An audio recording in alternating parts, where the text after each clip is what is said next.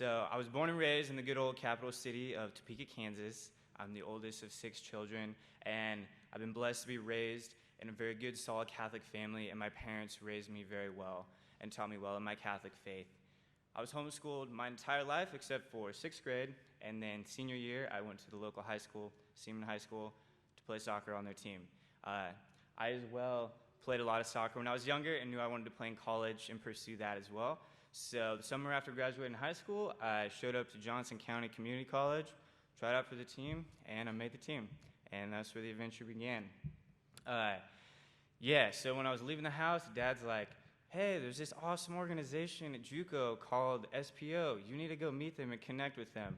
But honestly, at that point in my life, I was just happy to get away from the oppression and the rules of all my parents. So I kind of just threw that in the background. So even though I was raised Catholic, I learned all the rules. I had went to Mass every single weekend. It really wasn't my faith. I hadn't really learned that in my heart. I hadn't really experienced the Lord in my heart or experienced a real community before. And so when you get out to college and you're all by yourself and you're starting your own adventure, I had no conviction of what was important in life and where my identity was. So naturally, I followed the crowd of all the people I was around, and that would have been the soccer crowd, the jocks, and the athlete crowd. Life my first semester of college just lacked a ton of substance. I was part of the 90% that stopped going to Mass once they reached college. I didn't pray anymore because I thought it was pointless and I thought it was boring. I also was just drowning in sexual addiction and lust and struggling with that a ton. My life basically consisted of I played soccer, I made money, I got good grades, I played video games and watched Netflix, and then I partied all the time. That's what I did. And I thought that was happiness. I thought, this is the longing of my heart. I'm finding fulfillment in that. But in reality, I was numbing myself to the reality of the emptiness inside, and it was not doing it for me.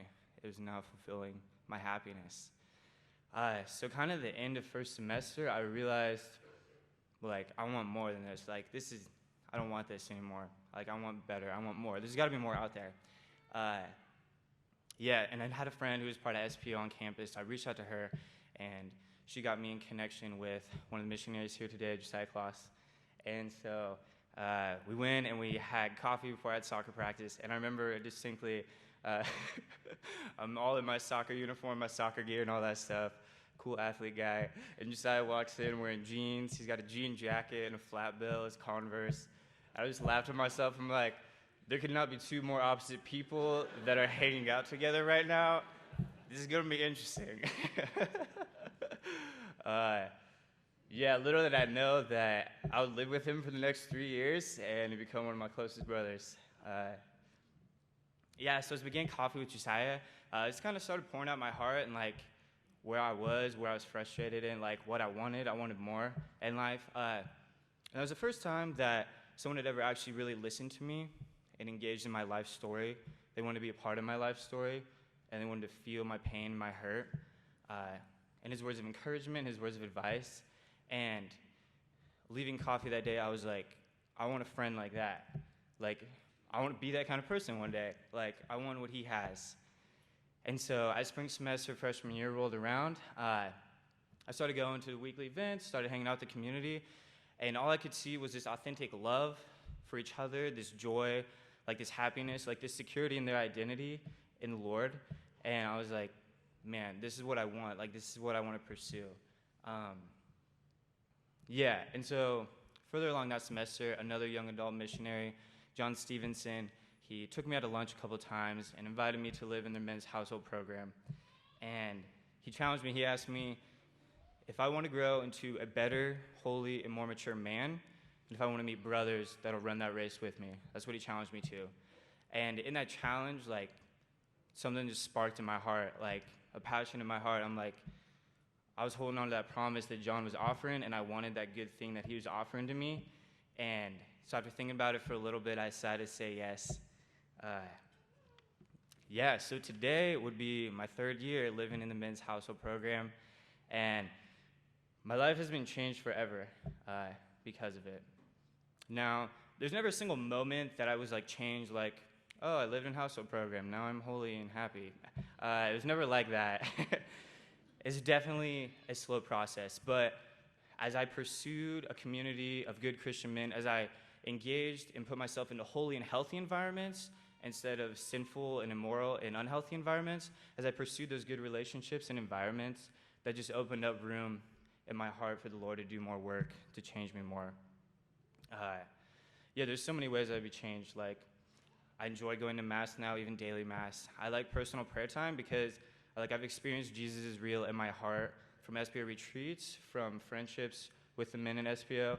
I know he's real, and I love worshiping him and spending time with him. I love morning prayer and praise and worship with my brothers and celebrating the Lord as a community, even though 6 a.m. 4 times a week is a little rough sometimes. I received so much healing from sexual brokenness and addiction, and my mind and my heart have never been more pure and more happy before in my entire life. I found lifelong brothers who, when life's hard, they'll pick me up and be with me in that. When life's good, they'll celebrate with me, be joyful with me, and every single day we are running alongside each other, pursuing becoming the best versions of ourselves. And the Lord is doing all these amazing things in my life in just a span of about 3 years. And it's been a crazy ride to see all the things that he's done in my life. I'll be graduating Rockhurst in May, be getting married to the lovely Brittany Meyer in August of this year.